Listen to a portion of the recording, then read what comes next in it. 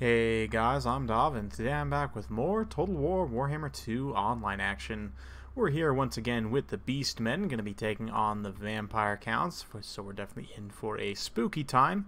Let's go ahead and take a look at the army compositions here. So for myself, of course, I've got Morkar the Shadowgave as my lord here, backed up by a unit of Minotaurs. We've got 4 units of Ungor Raiders. These guys are going to be pretty solid against the Vampires. They have okay-ish combat stats, pretty poor leadership, but overall, due to this Primal Fury buff, as long as it's active, they'll have pretty decent combat stats with 25 melee attack, 18 defense, 26 weapon strength. So for a cheap skirmisher unit, you know, they can help that Primal Fury in particular helps them hold their own against zombies and more. So pretty decent overall. We've also got a front line of some Bestigor herd for some nice heavy infantry and a few Ungor Spearmen herd scattered around to help. Because we are going to be up against the vampires, now as afraid of ethereal units, we've gone ahead and brought a Bray Shaman Lore of Shadows. He's got Enfeebling Foe, Penumbral Pendulum, and Occam's Mind Razor, so we get that magical damage in case of ethereal units. In terms of the rest of my army, we've got some Centaurs with throwing axes scattered around, 3 units in total. And that's pretty much it. For the vampires, we've got Manfred von Karstein here. Yes, indeed, Voldemort himself going to be leading 2 units of Blood Knights. We've got a 3rd unit of Blood Knights hidden in the woods over on the far side, and then this infantry line is going to be a mix of Skeleton Warriors and Graveguard, with 2 units of Fell Bats. So a pretty decent army overall. Let's go ahead and kick things into full gear, and we'll watch as the battle unfolds. So first things first, we're going to get the skirmish phase underway, obviously all across the line here. We discover these Blood Knights just before it's too late and barely pull away in time. With the Centaurs here, going to be getting some nice armor-piercing missiles. Unfortunately, it looks like they're targeting these Graveguard for whatever reason, but they should soon switch their targeting over to these Blood Knights. We discover the rest of these Blood Knights here as well, so we're going to try and pull back and get into a more favorable position. Of course, being the Beastmen, I want to try and fight in the woods if possible. These Minotaurs are not going to suffer wood penalties, penalties from being in the forest, whereas these Blood Knights definitely will. Unfortunately, a little bit of sloppy micro here. I'm going to get caught a little bit by these Blood Knights, but the Centaurs should be able to get out of there mostly unscathed while these Ungor Spearmen herd kind of chase the Blood Knights off. And meanwhile, this unit of Bats came down unsupported, so we decided to just countercharge with these Centaurs. They have the combat stats to be able to take down these bats without too much issue, so you can see many of the bats going down there. And yeah, overall, so far so good. You can see over here again, we're being caught by bats, but these bats are really going to struggle to do anything to these Centaurs. The Centaurs have pretty decent combat stats. I mean, bats do have 44 melee defense, so they'll take a while to take down, but their pitiful melee attack and weapon strength means they're going to be doing very little in return to these Centaurs. That being said, they do cause fear, as all vampire units do, and so they may actually be able to rout these Centaurs off in the end, but meanwhile, in the mainline engagement, we're just throwing in these Bestigor all across the line here. They'll cut through all this Graveguard and you know, skeleton infantry no problemo. We're also going to charge in with these Minotaurs as well. Obviously, the armor piercing here is going to be really nice against the Graveguard. Would otherwise be able to hold out for a pretty decent amount of time. You can see over on the far side, this unit of Centaurs unfortunately did get caught by those Blood Knights. Again, a little bit of sloppy micro by me, but this unit of Chaos Spawn was actually summoned up from that very weakened Fellbat there. We're going to drop an Overcast Penumbral Pendulum, rather, right across this line here. Unfortunately, did a little bit of friendly fire, but we are going to send that unit of Skeleton Warriors into Crumbling, as well as do a bit of damage to that Graveguard. Meanwhile, Ungor Raiders are on station. You can see my opponent summoned up some zombies here on the flank and ran them in. But as I was saying earlier, these Ungor Raiders do have the combat stats to be able to stand and fight these zombies without too much issue. So they'll just fend these guys off, no problem. Meanwhile, a lot of the Blood Knights are just kind of getting kited around by the Centaurs with throwing axes, and the idea is we want to kite them around and try and win this mainline engagement pretty decisively, you know, before he's able to respond. We're going to get these Chaos Spawn and the Ungor Spearmen here fighting on some Graveguard. Meanwhile, the Graveguard in the main line also fighting against plenty of Bestigors.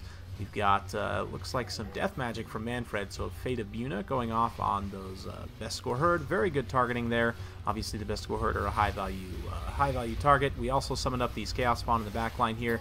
They are getting on Manfred a little bit here, but unfortunately, due to the degeneration, they are going to go down relatively soon here. But they have done a little bit of damage to Manfred and kind of helped bog down this back area here.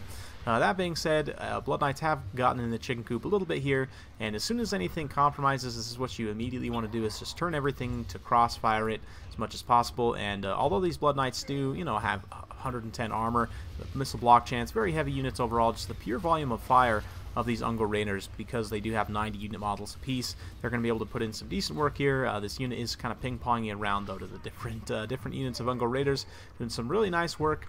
Overall, though, we are starting to pull ahead a little bit on the balance of power here. You can see Blood Knights definitely suffering. These Blood Knights here in the center pocket are kind of pinned in by Minotaurs and, you know, more. So Morger's also in here applying his poison effect, and just overall being a nuisance. So very fun stuff. We'll watch as these Minotaurs kind of go to Pound Town here. It looks like Manfred himself also in here. Manfred and Morger are going to have a little bit of a duel here in the middle of all this craziness. So fun to see the Clawman go Pound Town with old Voldemort. But the Beastmen are definitely taking the upper hand in this one, though, so far.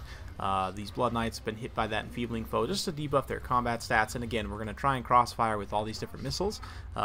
Definitely the Centaurs with throwing axes, particularly this unit that's only lost one unit model, will still be able to dish out quite a bit of damage, but you can see he's managed to collapse a lot of my Ungor Raiders at this point. Only one unit really still online, but the Brave Shaman Lord of Shadow is still relatively healthy. Morger's slugging it out with Manfred here. Thankfully, Morger has regeneration and magic resistance, otherwise Manfred would definitely put a beating on him. But with the Minotaurs supporting and the Blood Knights kind of on both sides, it's a very, very pitched battle. We do have some infantry in here as well, kind of soaking in. These Bestigor herd in particular are going to be very important. You can see the Blood Knights here deciding to go after the Centaurs with throwing axes here, having cleaned up all my Ungor Raiders. Very good targeting on them. They've been able to clean up a lot of kills, 127 kills, and just about to pick up an XP Chevron. So definitely got in some good work with those Blood Knights there. Unfortunately, just losing that infantry engagement so decisively.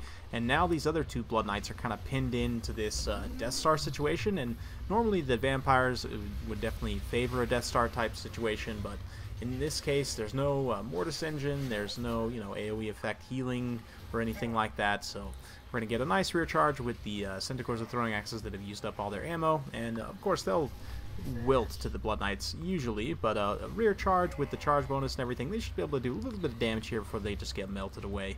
But at this point, we're mostly just trying to win on army losses here. You can see just continuously spamming that enfeebling foe on Manfred just to put his combat stats really in the dirt here and try and stick these Minotaurs to him so he can't pull away. And then Morger himself is going to apply the poison and all that jazz, so a lot of synergy here enabling the Beastmen to take down very scary Manfred, and Manfred is definitely a scary character. Very, very powerful overall. Let's go ahead and take a look here just briefly.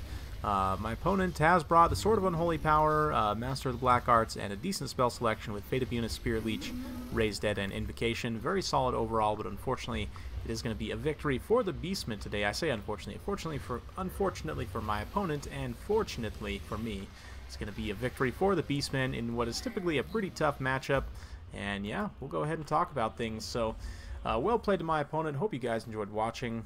In terms of the breakdown here, you can see the best score. They just cleaned the house on that skeleton front line. And this is why I'm not the biggest fan of Graveguard in this particular matchup. I mean, they'll match up well with any of the low-tier Beastmen infantry, but you're very typically going to see Bestigor herd and, you know, Centaurs and Minotaurs, that sort of thing. So I don't think they're necessarily the best pick in that respect. Centaurs with throwing axes, some of them did some decent work, some of them got compromised pretty hard. The Ungor Raiders honestly didn't have that many great targets to shoot at, and the Minotaurs, though, managed to rack up 2 XP Chevrons, 100 kills, definitely helped take down some of those Blood Knights.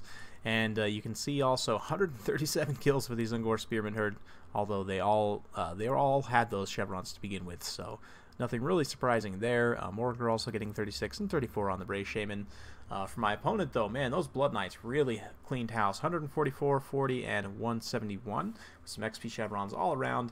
You know, Blood Knights are pretty solid. In general, heavy shot cavalry is going to be pretty good against the Beastmen as long as you can keep it safe from missile threats and so on. But Blood Knights are in a little bit of a weird place where they're pretty expensive, and I don't know that they're always worth it.